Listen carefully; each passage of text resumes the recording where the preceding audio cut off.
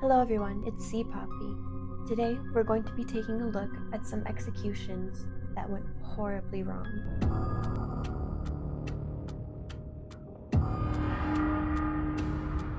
Case number 1. James Larry Upton. Upton was sentenced to death in New Mexico in 1956 for the murder of Airman Donald Dilley of Salt Lake City. Upton's head was too large to fit in the cap for the electric chair, so one was made out of a fur-lined parka.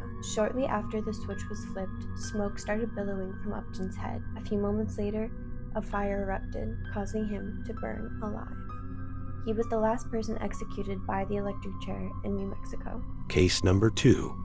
Next, we have Jimmy Lee Gray. Jimmy Lee Gray was an American criminal convicted for the of 3-year-old Teresa Jean Scales in 1976. Gray met his end in the gas chamber in 1983. Shortly after the hydrogen cyanide gas began releasing, he started thrashing around.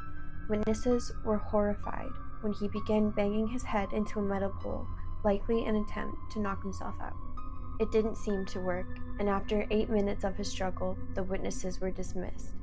Case number 3.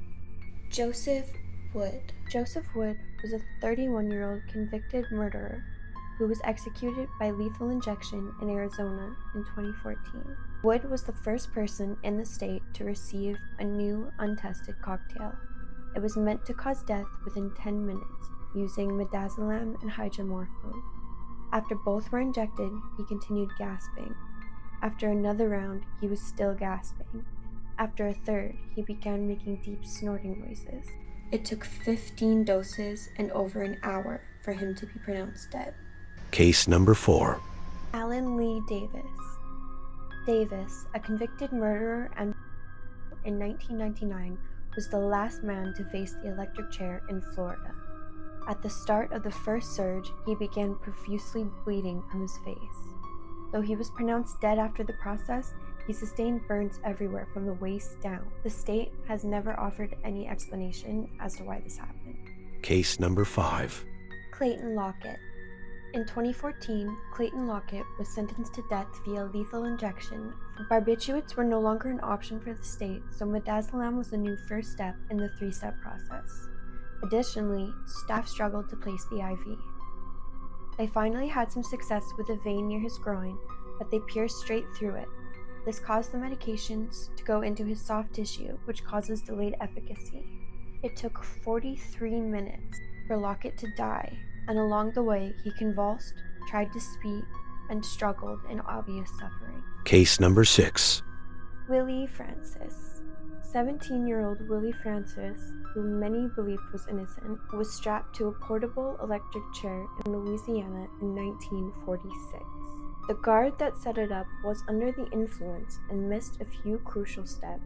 As soon as it was switched on, Willie was heard screaming, "Get it off!" from beneath his leather mask. He flailed and convulsed, screaming through the entire surge. The same happened during the second. He survived the execution. 1 year later, the process was repeated, and that attempt was successful. Case number 7. Joe Nathan James Jr. In 2022, James Jr. endured the longest execution in U.S. history. At around 6 p.m., staff began trying to place an IV. Attempts were made on nearly every part of his body. When that failed, a cut was made to create direct access to a vein. All of this went on behind closed doors for over 2 hours. His autopsy proved that he endured inhumane suffering. He was covered in bruising, puncture marks, and cuts.